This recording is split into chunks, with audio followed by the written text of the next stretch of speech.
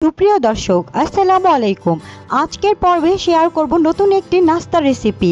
1 cup দুধ আর 1 cup ময়দা দিয়ে দারুণ মজার নরম তুলতুলে ইউনিক একটি নাস্তা তৈরি করে দেখাবো।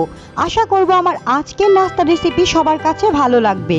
চলুন তাহলে রেসিপি শুরু করা যাক।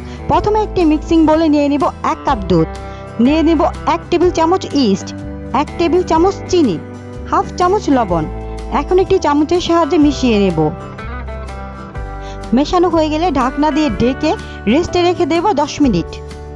10 মিনিট পর দেখুন ইস্টটা ফুলে দ্বিগুণ হয়ে গেছে। এখন দিয়ে দেব এর মধ্যে 1 কাপ পরিমাণ ময়দা।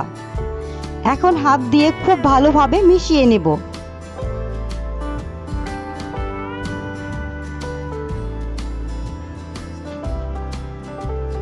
মেশানোর এই পর্যায়ে এসে দিয়ে দেব 1 টেবিল চামচ রান্নার তেল। এখন আবারও উপকরণগুলো খুব ভালোভাবে মিশিয়ে নেব এবং নরম সফট একটি ডো তৈরি করে নেব।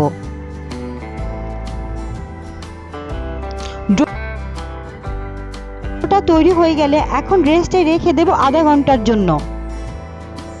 আধা ঘন্টা পর দেখুন ডোটা ফুলে দ্বিগুণ হয়ে গেছে।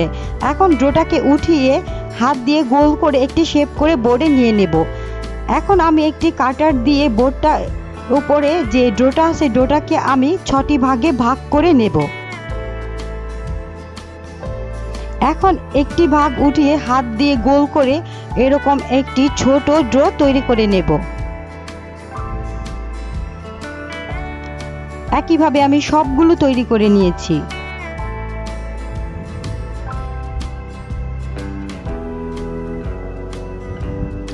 এখন একটি ডো রেখে বাকি ডোগুলোকে সরিয়ে নেব।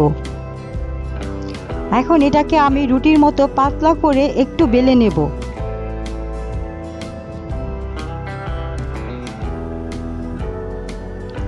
আবারও আমি পিৎজা কাটার দিয়ে রুটিটাকে কেটে নেব।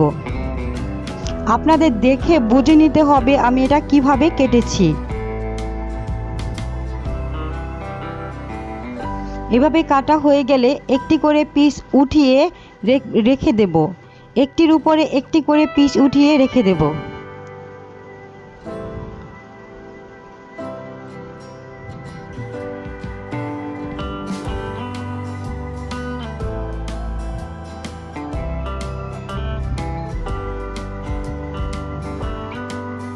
যখন সবগুলো টুকরো ওঠানো হয়ে যাবে তখন একটি ছুরির সাহায্যে মাঝখানে এভাবে দাগ টেনে নেব। এখন হাতের উপর উঠিয়ে এভাবে ঘুরিয়ে নাস্তাটা তৈরি করে নেব। বাস নাস্তাটা তৈরি হয়ে গেছে।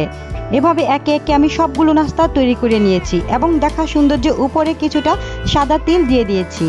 এখন চলে যাব চুলায়। চুলায় আমি আগে থেকেই তেল গরম করে নিয়েছি। এখন একে একে নাস্তাগুলো দিয়ে দেব।